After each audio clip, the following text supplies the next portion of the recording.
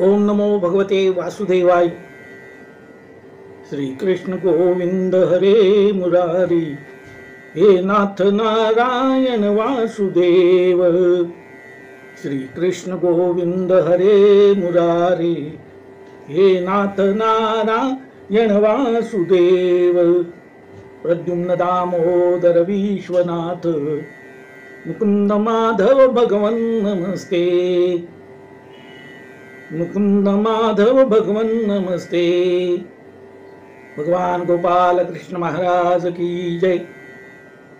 संत सज्जन हो, आपण मागच्या भागामध्ये देवहूती आणि कर्दम यांच्याविषयी माहिती घेतली। देवहूतीच्या आणि कर्दमाच्या उदरी जे प्रकट झाले तेच भगवान कपिल आणि विविध अशा त्या नावांचा अर्थही आपण पाहिला। ब्रह्मदेवाने मनुला सांगितलं होतं की तू आपली कन्या देवहूती ही कर्दमांना अर्पण कर। आणि एक दिवशी मनु महाराज आपल्या कन्येला घेऊन, देवहूतीला घेऊन कर्दमांकडे आले। कर्दमांनी त्यांचं स्वागत केलं। देवहूतीने कर्दमांना प्रणाम केला, नमस्कार केला। मनु महाराज म्हणाले, मुनिराज,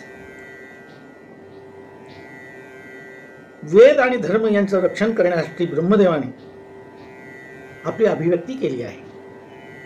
आपलं प्रागटीकरण वेद आणि धर्म यांच्या रक्षणासाठीच आहे। आपण धर्माचे परमज्ञाते आहात, धर्मज्ञ आहात, योग संपन्न आहात, कडकडीत वैराग्याचं प्रतीक आहात, अनासक्त आहात आणि नित्य श्रीहरीच्या चिंतनामध्ये निमग्न असतात। आपले हे सारे गुण देवहूतीच्या लक्षात आले, तिने श्रवण केलेलं आहे प्रत्यक्ष अप्रत्यक्षरित्या, आणि श्रवण मार्गे तिच्या हृदयामध्ये आपल्या सद्गुणांच्या विषयी ओढ निर्माण झाली आहे। आणि तिने तेव्हापासून पती म्हणून आपलीच निवड केलेली आहे मनाने। आपण तिचं पाणी ग्रहण करा, गृहस्थाश्रम स्वीकारा, अशी मी तुम्हाला प्रार्थना करण्यासाठी आलेलो आहे। कर्दमांनी मनु महाराजांना अभिवादन केले। त्यांनी मनुंची विनंती स्वीकारली, कारण पुढे काय होणार हे या आत्मज्ञानी ऋषींना सर्वच ज्ञात होतं। परंतु कोणी एखादी गोष्ट सांगितली की तात्काळ स्वीकारण्याच्या आधी त्याचा विचार करावा लागतो। त्यांनी त्यावर अट घातली। कर्दमांनी अट टाकली की मनु महाराज, देवहूतीचा मी स्वीकार करतो, पण एक पुत्र होईपर्यंत मी हिच्याशी संसार करेन, त्यानंतर मात्र नाही। मनुही स्वतः विरक्त होते, ब्रह्मयाची ती निर्मिती होती। त्यांनी कर्दमाची विनंती मान्य केली आणि कर्दम देवहूती यांचा विवाह संपन्न झाला। देवहूतीने अनेक वर्ष विविध प्रकारे कर्दमांची सेवा केली, अत्यंत परिश्रम घेतले आणि कोणत्याही प्रकारे त्यांच्या तपश्चर्येत विघ्न येणार नाही, त्यांना काही कमी पडणार नाही याची तिने काळजी घेतली। तशी ती पूर्णपणे सेवेमध्ये समर्पित झालेली होती। पुष्कळ वर्षे गेले। तिची सेवा परिश्रम पाहून कर्दम ऋषी हे प्रसन्न झाले आणि देवहूतीला म्हणाले की देवहूती, तू माझी धर्मपत्नी आहेस, मी तुझ्या सेवेने संतुष्ट झालेला आहे, प्रसन्न झालेलो आहे आणि मला योग साधनेने अनेक गोष्टी प्राप्त झालेल्या आहेत। तेव्हा आता जे काही माझं असेल ते सर्व काही आता तुझंच आहे। कारण एखादी व्यक्ती तपश्चर्या करत असेल साधना करत असेल आणि तेव्हा त्याच्या सेवेला जे हजर राहतात त्यांनाही त्याचा वाटा मिळत असतो, ते अधिकारी होतात. भावार्थ रामायण सांगताना गावबाने जी सेवा केली त्या सेवेवर प्रसन्न होऊन संत श्रेष्ठ एकनाथ महाराजांनी जेव्हा आपला देह विसर्जित करायचं ठरवलं तर श्रोत्यांनी विचारलं, महाराज आता पुढचं रामायण कोण सांगणार? तेव्हा त्यांनी सांगितलं की पुढचं रामायण गावबा सांगणार. आणि त्याप्रमाणे पुढचं रामायण गावबांनी सांगितलेलं आहे अशी मान्यता आहे. एकनाथ महाराजांचं ते रूप त्याच्यात प्रकट झालं होतं बुद्धिरूपाने. आणि आता जर देवहूतीला सांगताय की तुझी काही इच्छा असेल तर मला सांग, तेव्हा देवहूती कर्दमांना सांगते, महाराज मी आपली सेवा केली, परंतु निष्कपट भावनेने, निष्काम भावनेने मी आपली सेवा केली आहे, मला कधीच कष्ट झालेले नाही. परंतु तुम्ही आता मला त्याविषयी विचारलंच आहे, तर माझी अशी इच्छा आहे की हे सर्व भूमंडळ, अंतरिक्ष, आकाश हे सर्व पाहावं अशी इच्छा आहे. तेव्हा आपण ती पूर्ण करावी. आणि ती देवहूती कर्दमांच्या चरणी लागली. कर्दमांनी सांगितलं की देवहूती, मी माझ्या योग सामर्थ्याने तुला दिव्य दृष्टी देतो. ही दिव्य दृष्टी चर्मचक्षुंनी पाहता येत नाही आपल्याला, त्याला दिव्य दृष्टी म्हणतात. अर्जुनालाही 11व्या अध्यायामध्ये, भगवद्गीतेच्या 11व्या अध्यायामध्ये भगवंतांनी दिव्य दृष्टी दिलेली आहे. आणि मग सांगितलं, पश्चिमे पार्थ रूपानी, पाहत आहे माझं स्वरूप. तेव्हा अर्जुन ते स्वरूप पाहू शकला.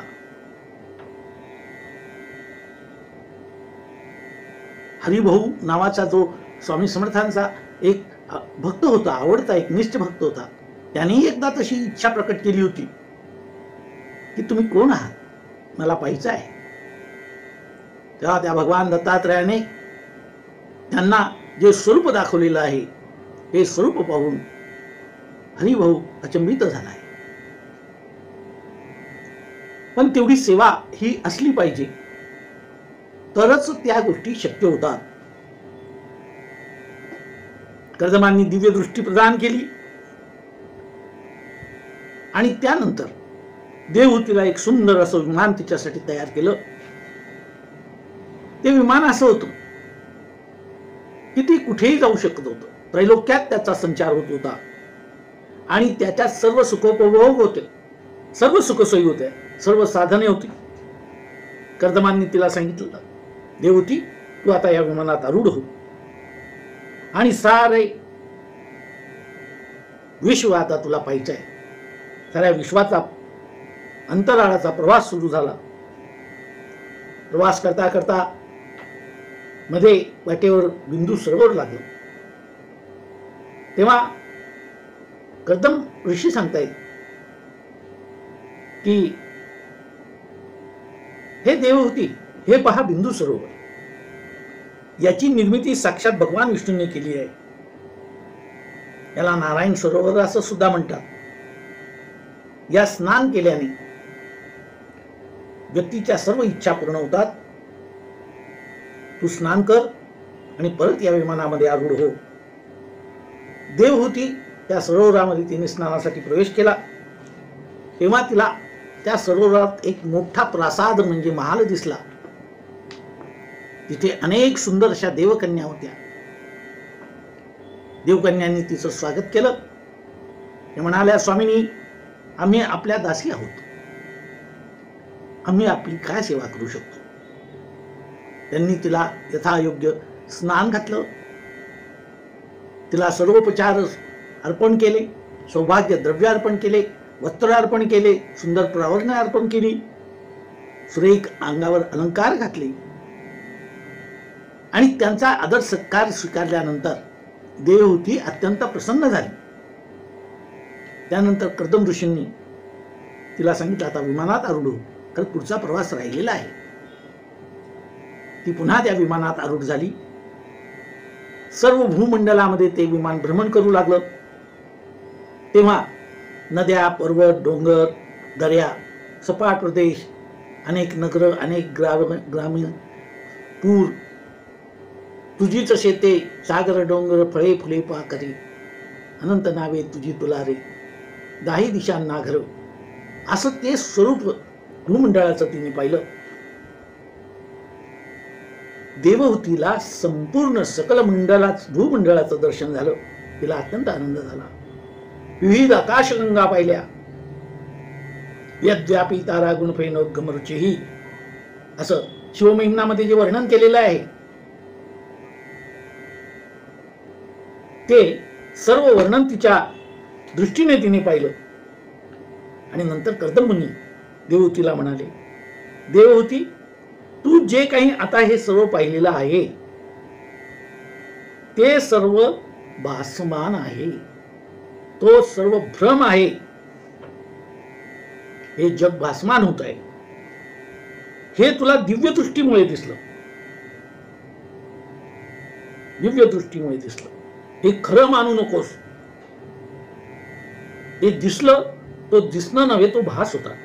न रूपमस्येह तथोपलब्धते नांतो न शरीर, त्याचा अंतही नाही. त्यामुळे हे जे रूप तू पाहिले आहे, नांतो ना आधी न त्याचा हेही नाही, त्याला आधी नाही, अंत नाही, असं हे सर्व रूप आहे. गीतेच्या 15व्या अध्यायामध्ये 13व्या अर्थाचा 13वा तो श्लोक आहे. आता तू जे पाहिलंय त्याच्यामध्ये गुंतू नकोस. तू श्रीहरीचंच ध्यान कर. ऊर्ध्वमूलम मदशाकम अश्वत्थम प्रावरव्यम. अश्वत्थ या शब्दाचा अर्थ एक वेगळा आहे. अश्वत्थ, अ म्हणजे नाही, श्व म्हणजे शाश्वत, थ म्हणजे राहणार, जे कायम राहणार नाही, तो हा अश्वत्थ म्हणजेच संसार वृक्ष आहे. देवहूती हे जाणून घे. झालं. देवहूती आणि कर्दमांचा पुढे संसार सुरू झाला. तिला 9 कन्या प्राप्त झाल्या. त्या कन्या म्हणजेच नवविधा भक्ती होत्या. नवविधा भक्तींनी कन्येचं रूप घेऊनच त्या कर्दम आणि देवहूतीच्याकडे प्रकट झालेल्या होत्या. परंतु कर्दमांनी एक सांगितलं होतं, एक पुत्र होईपर्यंतच मी तिच्याशी संसार करणार आहे. पण झाले या सर्व कन्या. आणि नंतर कर्दमांना आठवलं की आपल्याला भगवंताने काही कार्य नेमून दिलेलं आहे. त्यांनी पुष्कळ वर्ष तपश्चर्या केली. भगवान विष्णूंचं प्रत्यक्ष दर्शन त्यांना झालं. भगवान विष्णू म्हणाले, कर्दमा, आता आम्ही आत्मज्ञान देणारा कपिल नावाने तुझ्या गृहात प्रकट होणार आहे. सर्वसामान्य लोकांचे जसे जन्म होतात तसे या देवादिकांचे जन्म होत नाहीत. देव प्रकट होता. आपण मानवी विचारांची फुटपट्टी घेऊन या देवादिकांकडे पाहू नका. आपण आपल्याच पट्टीने जग मोजत असतो. तसं नव्हे. ही देवसृष्टी आहे, हिची पट्टी वेगळी आहे. आणि जे आत्मज्ञानी ऋषी असतील त्यांनाच ते रहस्य दिसतं. भय प्रकट कृपाला दीन दयाला कौसल्या हितकारी. जन्माच्या आधी, प्राकटीकरणाच्या आधी शंखचक्र गदा पद्म घेऊन भगवंत कौसल्याला त्यांनी त्यांचं स्वरूप दाखवलेलं आहे. माता यशोदे आपल्या देवकीला तसं स्वरूप दाखवलेलं आहे बंदी शाळेमध्ये. त्यांनी हात जोडले आणि सांगितलं की देवा, तुम्ही लहान बालकाचं, शिशूचं रूप धारण करा. आणि त्यांच्या विनंतीला मान देऊन भगवान हे अत्यंत लहान अशा त्या अर्भकाच्या रूपामध्ये त्यांच्या समोर प्रकट झाले. तसे भगवान कपिल महामुनी प्रकट झाले. त्यानंतर हा भगवंताचा अवतार आहे. भागवतामध्ये कपिल महामुनी सुद्धा अवतार मानला गेलेला आहे. कर्दमाता आपल्या वचनातून मुक्त झाले. एक पुत्र होईपर्यंतच ते थांबणार होते संसारामध्ये. त्यानंतर त्यांनी सर्व संघ परित्याग केला आणि सर्व बंधनातून मुक्त झाले. कपिल हे जन्मसिद्ध होते. जन्मसिद्ध आणि योगसिद्ध. जे योगाच्या माध्यमातून सिद्धी प्राप्त करतात ते योगसिद्ध. हे महात्मे श्रेष्ठ अवतारी पुरुष हे जन्मसिद्ध असतात. हे जन्मसिद्ध असतात. ते कुठल्याही प्रकारचे इतर जशी योग साधना करून होतात लोक, या ज्यांनी ज्यांनी ते मिळवलंय ते योगसिद्ध आहे. कपिल महामुनी हे जन्मसिद्ध होते. अतिशय सुंदर त्यांचं रूप, त्यांचं लावण्य. सुंदर ते ध्यान उभे विटेवरी, करकटीवरी ठेवून या. तुळशी हार गळा कासे पितांबर, आवडे निरंतर येची ध्यान. रूप पाहता लोचनी, सुख झाले हो साजनी. पंढरपूरचा निळा, लावण्याचा पुतळा, विठो डोकेला डोळा बाई हो. राजस सुकुमार मदनाचा पुतळा, रवी शशी कळा लो बोलिया. असं त्या भगवंताचं स्वरूप. मनाचा समतोलपणा योगी होते. समतोलपणा हा त्यांचा विशेष गुण. कारण मुळातच तो सत्व हे जे काही तत्व होतं त्या तत्वाचं प्रकटीकरण होतं. रज तम आणि सत्व, त्याच्यातलं सत्वगुणाचं ते प्रकटीकरण होतं. कुशाग्र बुद्धी, सुंदर देह. त्या बालकाला पाहिल्यानंतर देवहूतीला अतिशय आनंद झाला. तुझे श्रीमुख सुंदर. आता या पुत्राला पाहिल्यानंतर पण एक लक्षात घ्या, तो जरी पुत्ररूपाने आलेला असला तरी हा आपला पुत्र नाही, तर हा भगवान साक्षात विष्णू आहे. हा साक्षात विष्णू आहे. तिने त्यांना वंदन केलं. जसं गुरुचरित्रामध्ये वर्णन केलेलं आहे, नृसिंह सरस्वती किंवा श्रीपाद श्रीवल्लभ प्रकट झाले तेव्हा त्यांना वंदन केलेलं आहे. माता पित्यांनी वंदन केले. विष्णुदत्त द्विजासी होऊनी प्रसन्न, श्रीपाद श्रीवल्लभ नामे प्रकटोन, अपळ राज सुमती राणी वंद्यती जयाला, नमस्कार माझा श्री स्वामी समर्थाला. असं ते स्वरूप पाहिलं. देवहूतीने वंदन केलं. एक दिवशी कपिल महामुनी ईश्वर चिंतनामध्ये होते. त्यांच्या समोर हात जोडून देवहूती बसली. कपिलांनी आपलं नेत्रकमल उघडलं. पुत्र असला तरी देवहूतीने विनम्र भावाने त्यांना नमस्कार केला. कपिलजी अत्यंत प्रसन्न झाले. तो भगवान नारायण होता. प्रसन्न झाले तेव्हा त्यांनी विचारलं, माते तुला काय हवंय? जसं कर्दमांनी विचारलं होतं देवहूतीला, तसं यांनीही विचारलं की तुम्हाला काय हवंय, काय इच्छा आहे तुमची? तेव्हा देवहूतीने सांगितलं, भगवान मला आत्मज्ञान प्रदान करा. ते ज्ञान गावरवे, जरी मनी आथी आणावे, तरी संता या बधावे सर्वस्वी.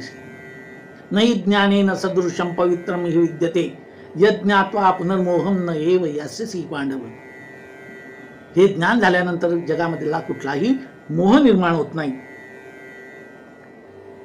भगवान मी या भौतिक सुखात, या भौतिक जगामध्येच उंबरातील किडे मुकळे, उंबर करती लीला, जग हे बंदिशाला. जगाने आपल्या भोवतीच एक अशी बंदिशाला निर्माण केलेली आहे. त्या कोशातून जग बाहेर पडायला तयार नाही.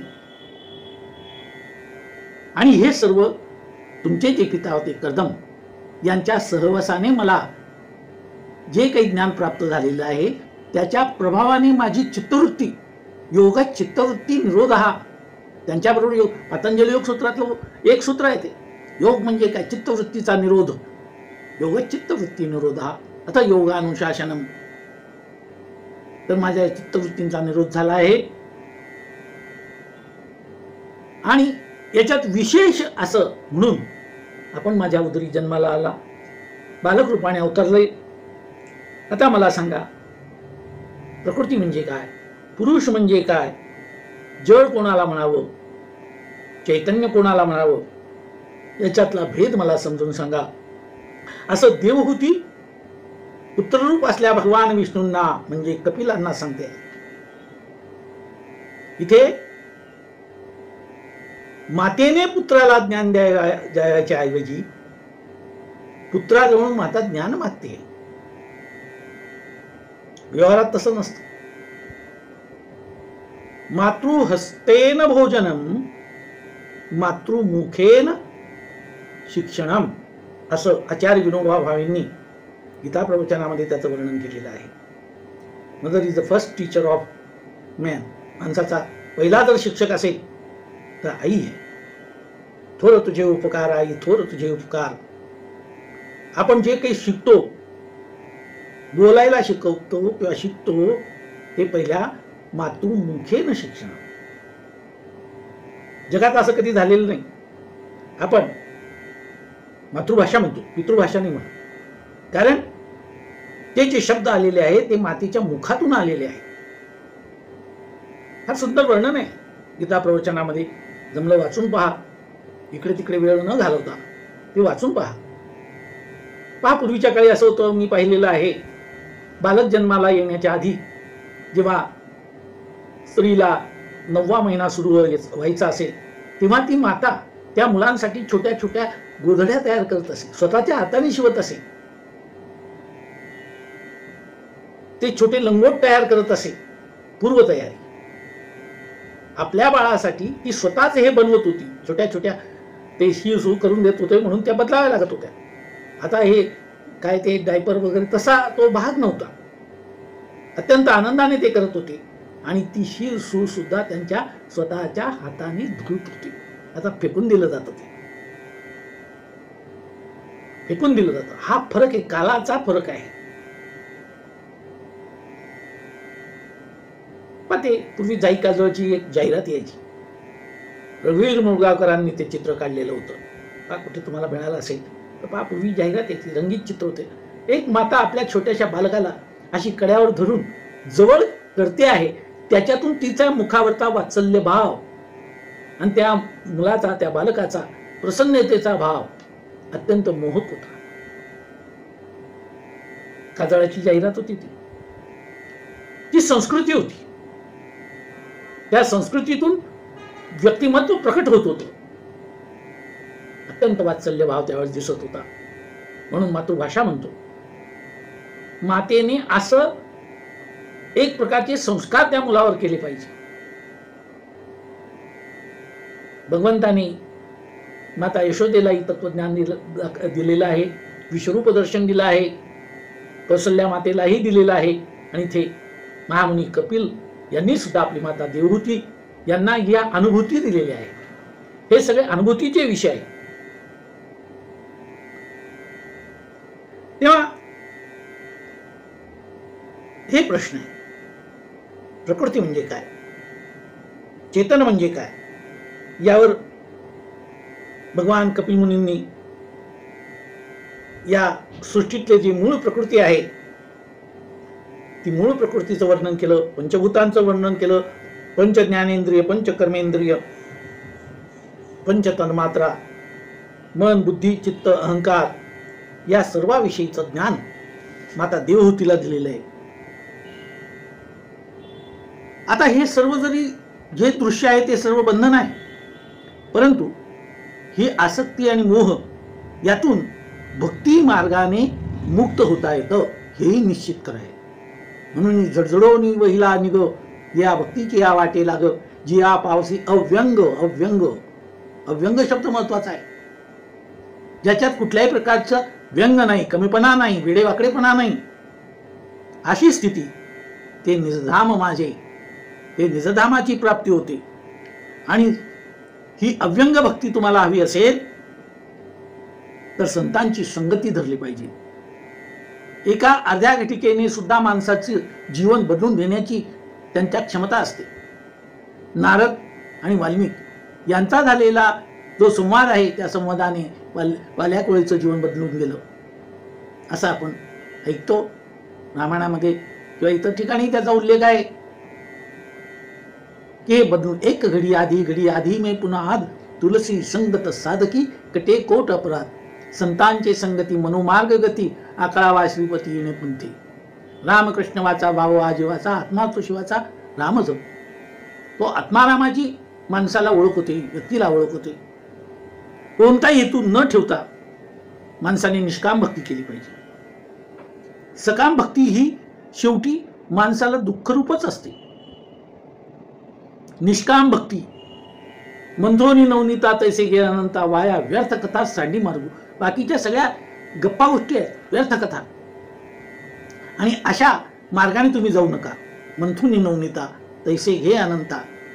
जसं लोणी त्याच्या आधीच्या सर्व प्रक्रिया पूर्ण झाल्यानंतर उत्तम असा लोण्याचा स्वाद माणसाला मिळतो. आणि तेच लोणी भगवान कृष्ण अवतारामध्ये त्यांनी भक्षण केलेलं आहे. तसंच लोणी भगवान हे करतायत. आणि आपल्या या अंतःकरणामध्ये नकळत का असे ना ते लोणी निर्माण होतं आणि तेच लोणी भगवान हे ग्रहण करतात. भक्ती सर्वश्रेष्ठ आहे. धर्म प्रोजित कैतवोत्तर मंत्र प्रोजित असं कैतव्य त्याचा त्याग करून या निष्काम भक्तीचा आपण स्वीकार केला पाहिजे. ज्याला ईश्वर म्हणतात. जीव हे जे पंचमहाभूत, पंचज्ञानेंद्रिय, पंचकर्मेंद्रिय हे जे काही आहे आणि नंतर 16वा जे तत्व आहे ते म्हणजे जीव. प्रकृती या जीवाच्या माध्यमातून हे सर्व भोगत असते. आणि जीवाचं पलीकडचं जे तत्व आहे ज्याला 17वी कळा असं म्हटलेले ज्ञानेश्वरांनी त्यांच्या साहित्यामध्ये, ती 17वी कलेचे स्तन्यपिशी ज्ञानेश्वरीत वर्णन आहे त्याचं. ती 17वी कला म्हणजेच तो परमात्मा. त्या परमात्म्याचंही वर्णन त्यांनी त्या ठिकाणी सांगितलं आहे. सर्व प्राणी मात्रामध्ये तो परमात्मा भरून राहिलेला आहे. या सृष्टीमध्ये भगवान काल हे सुद्धा परमात्म्याचं स्वरूप आहे. काल हे परमात्म्याचं स्वरूप आहे. काल हा परमात्म्याचा पराक्रम आहे. त्याचा पराक्रम कसा असतो हे सर्व जगाला माहीत असतं. कालगती आहे ही कोणालाही कळत नाही. म्हणून एका प्रादेशिक अशा विचारामध्ये गुंतून जाऊ नका. प्रादेशिक विचार म्हणजे मर्यादित विचार. याच्यातून आकाशी झेप घे पाखरा सोडी सोन्याचा पिंजरा. हा जो काही सोन्याचा पिंजरा आहे, देव देवाऱ्यात नाही नाही देव नाही देवालय. काळ येई काळ जाई देव आहे तैसा राही. कारण काल परमात्म्याचा पराक्रम आहे. सर्वांना नमवतो. ही जी प्रकृती आहे, तुमची इच्छा असो नसो, मनुष्याच्या सर्व क्रिया प्रकृतीच्या रूपाने होत असतात. प्रकृते क्रियमानानि गुणै कर्माणि सर्वशः अहंकार विमूढात्मा करता अहम इति मन्यते. प्रकृतीच्या कार्याला, प्रकृतीचं जे कार्य होत आहे त्याला मी केलंय हे जो बोलतो किंवा समजतो तो त्याचा अहंकार आहे. तो अहंकार आहे. अहंकार विमूढात्मा, विमूढ झालेला आहे. तो खरंच मी करतो का असा विचार केला तर नाही होत. आंबा दाबून पिळला जातो, मुखातून तो रस घ्यावा तितकाच श्वास थांबतो. काय आहे आपल्या हातात? हातातच आंबा राहून जातो. कारण हे जे काही सर्व चालत आहे प्रकृती क्रियमानानि गुणै कर्माणि ममांशे जीवलोके जीवभूत सनातना. हा जीवरूपाने तोच परमात्मा प्रतिबिंबित झालेला आहे. आणि ही प्रकृती म्हणजे जीवाचे कार्य करण्याचं माध्यम आहे. प्रकृतीच्या माध्यमातूनच हा जीव कार्य करीत असतो, कर्मबंधनात सापडतो. ती साधन आहे. मग प्रकृती सूक्ष्म असो का स्थूल असो, शेवटी त्याच्यातलं जे चैतन्य आहे ते समान आहे. त्या प्रकृतीच्या रूपाने त्याला जसा आकार तयार होतो तसा आकाराचं चलनवलन होत असतं. दुसरं जे महत्त्व आहे सर्वव्यापी असं जे तत्व आहे भगवंताचं, ते महत्त्व मया तत्दम सर्वम जगत व्यक्त मूर्तीना नसतानी सर्वभूतानी, हे सर्व जे आहे ते माझ्या स्थानामध्ये आहे. तेच भगवंताचं वासुदेव स्वरूप आहे. तेच भगवंताचं वासुदेव स्वरूप आहे.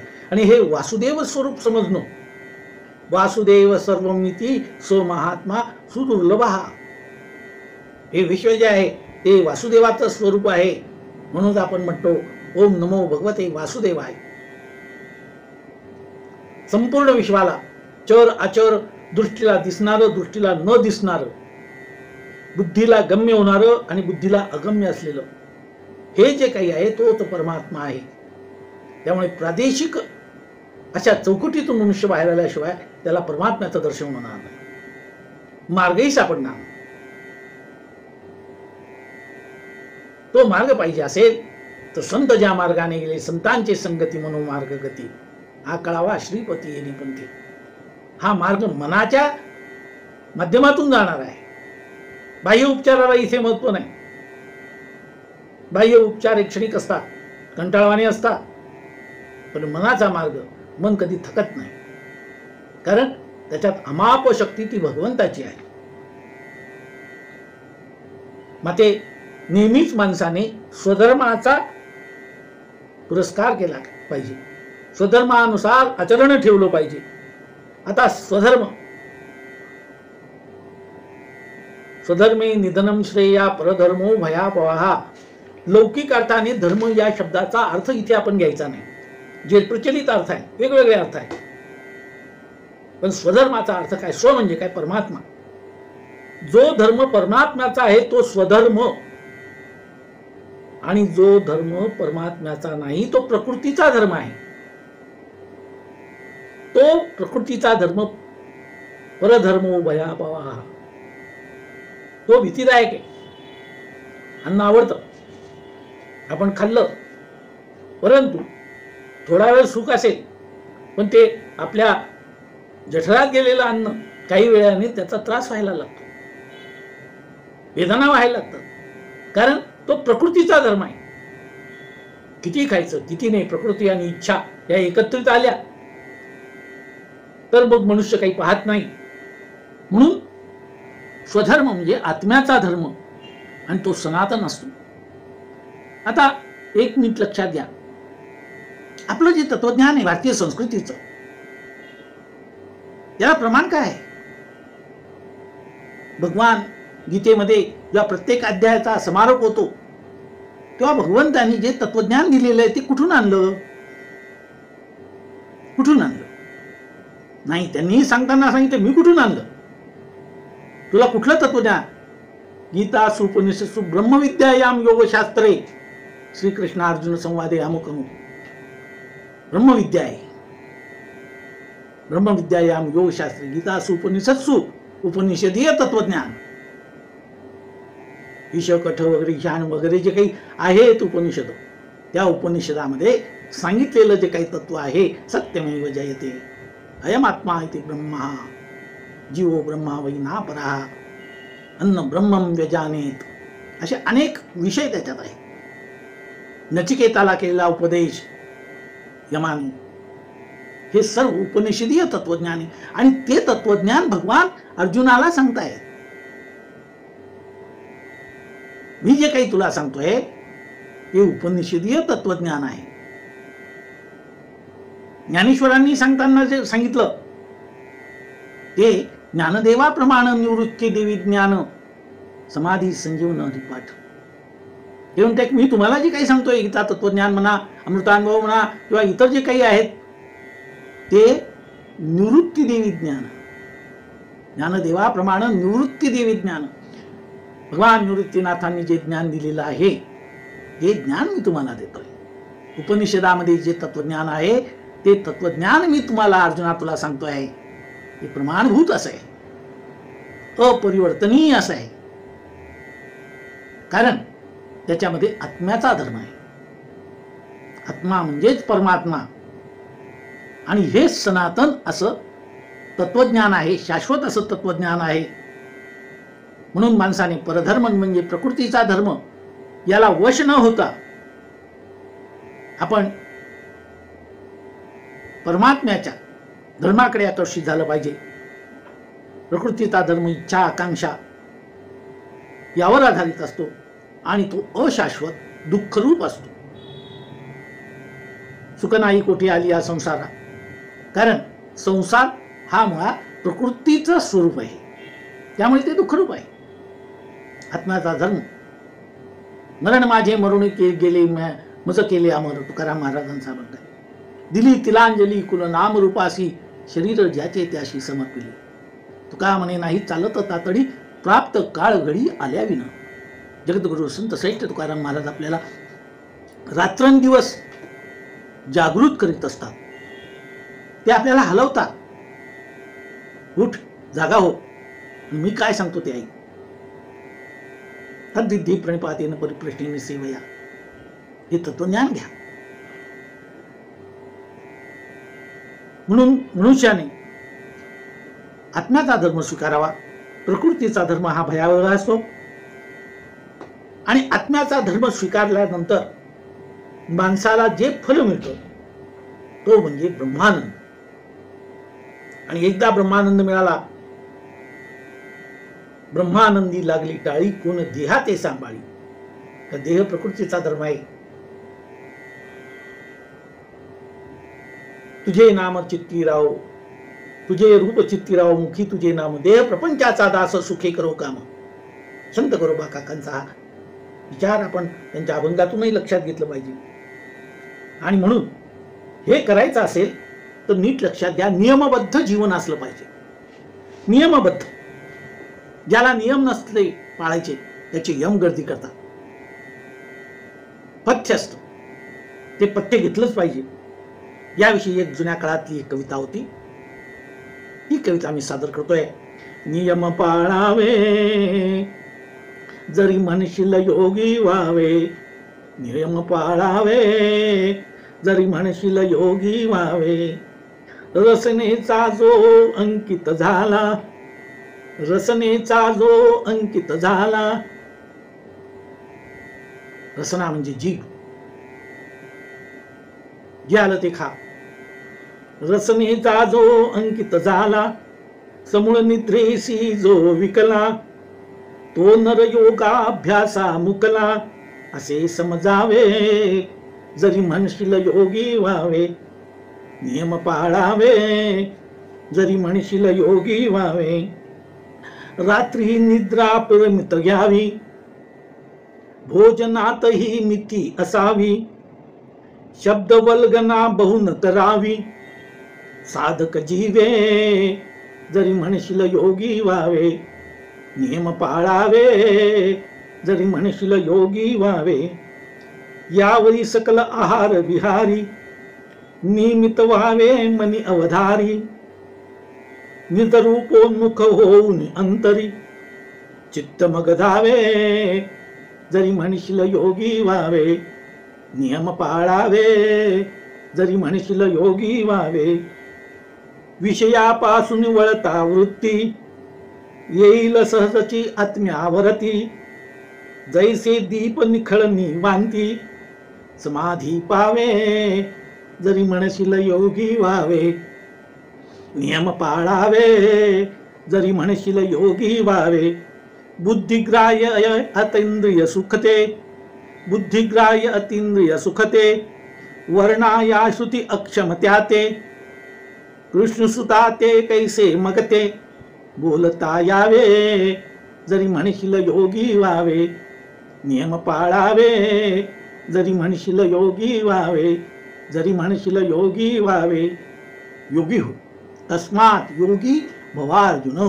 अर्जुना तू योगी हो, तू योगी हो. योग या शब्दामध्ये युज नावाचा धातू आहे, जोडणे, जॉईन. तुम्ही याच्याशी जोडून राहा. युक्त आहार विहार, नेम इंद्रियासाचार, नसावी बासर, निद्रा बहुभाषण. तुकाराम महाराजांचा हा अभंग आहे. त्यानंतर कपिल महामुनींनी आपली माता देवहूतींना भक्तीचे प्रकार सांगितले, राजस तामस सात्विक. राजस तामस सात्विक भक्तीच्या मार्गाने न जाता, राजस आणि तामस भक्तीच्या मार्गाने न जाता सात्विक भक्ती करावी. शुद्ध, स्वच्छ, निर्मळ. तो मज व्हावा, तो मज व्हावा, वेळोवेळा व्हावा पांडुरंग. सर्व सुखाचे आगर बाप रखुमादेवीवर. हे अत्यंत श्रेष्ठ अशा व्यक्तीला, अत्यंत उच्च पदावरच्या अशा व्यक्तीला आपली त्यांची भेट झाली, तर तुम्ही त्यांच्याकडे जर काही मागणी करायची असेल तर ती मागणी उच्च दर्जाची पाहिजे. नाही तर श्रेष्ठ ज्याच्या आता संपूर्ण देशाची सत्ता आहे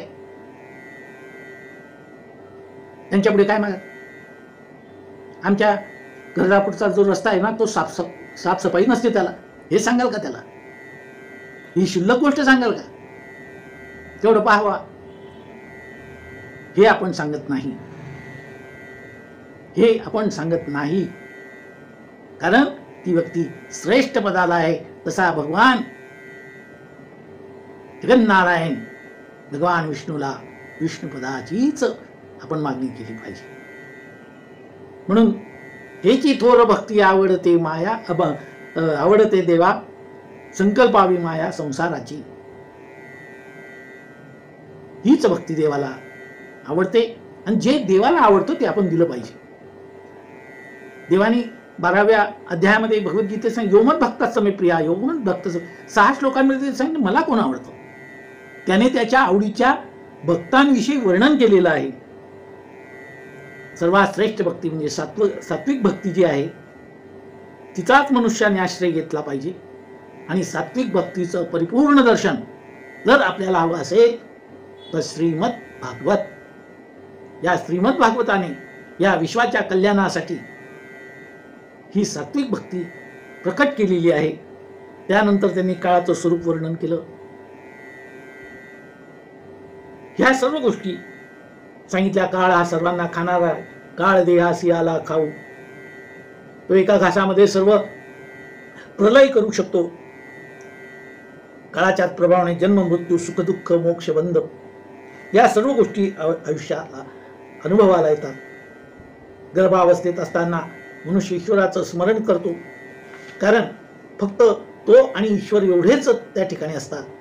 पण जन्म झाल्यानंतर तो या मायेच्या फेऱ्यात सापडतो. म्हणून मनुष्याने माझं स्मरण केलं पाहिजे. मी आणि माझेपण विसरले जयाचे अंतःकरण, पार्था तो संन्यासी जाण निरंतर. संन्यास म्हणजे काही वस्त्राचा विषय नाही, काही बाह्य लक्षणाचा विषय नाही. संन्यास हा मनाचा विषय आहे, प्रवृत्तीचा विषय आहे. आणि असा संन्यास हा सर्वश्रेष्ठ संन्यास आहे. काया वाचा आणि मनाने एखाद्या गोष्टीचा, एखाद्या विषयाचा त्याग करणं हाच त्रिदंडी संन्यास आहे. हाच त्रिदंडी संन्यास आहे. भगवान विष्णू कपिलाच्या रूपाने प्रकट झालेले होते. त्यांच्याकडून माता देवहूतीला हे तत्वज्ञान प्राप्त झालं. तिला समाधी अवस्था प्राप्त झाली आणि समाधी अवस्थेत ती ब्रह्मपदाला प्राप्त झाली. यत् गत्वा न निवर्तन्ते तद्धाम परमं मम. कपिलाने सुद्धा ईशान्य दिशेकडून ते विष्णुपदाला निघून गेले, मूळ पदाला निघून गेले. जगाला मोठी एक कपिल गीता सांख्य तत्वज्ञान देऊन गेले. म्हणूनच भगवंत भगवद्गीतेमध्ये सिद्धानाम कपिलोऽस्मी, सिद्धांमध्ये मी कपिल आहे असा उल्लेख केलेला आहे. मैत्रेय ऋषी विदुराला हे सगळं सांगत होते आणि विदुरावर असा परिणाम होत होता. हळूहळू विदुर या संसारातून, मनातून मुक्त होत होता आणि त्याला परमशांतीचा लाभ होत होता. तो त्या परमशांतीमध्ये विलीन होत होता. शुकदेव ही कथा राजा परीक्षिताला सांगताय. परीक्षिता, तू सुद्धा आता सर्वस्वाचा त्याग केलेला आहेस, मनाने आता तू त्याग केलेला आहे मी जाणतो. आता त्या ब्रह्मानंदामध्ये तू निमग्न राहा, मग तुला इतर कोणत्याही गोष्टीची जरूर पडणार नाही. आणि महाराजा परीक्षित आणि भगवान शुकदेव यांच्या संवादाचं वर्णन सूत शौनिकादिक मुनींना नैमिषारण्यात सांगताय. ऋषीमुनी शौनिकादिक ऋषीमुनी तन्मय झाले. काय त्या देवहूतीचं भाग्य! कपिल भगवान कसे असावेत मनोमनी त्यांनी त्या भगवान कपिलांचा मूळ स्वरूपाचं ध्यान करायला सुरुवात केली. श्रीमन्नारायण श्रीमन्नारायण श्रीमन्नारायण नारायण नारायण श्रीमन्नारायण श्रीमन्नारायण श्रीमन्नारायण नारायण नारायण. भगवान श्री गोपाल कृष्ण महाराज की जय. ओम नमो नारायण.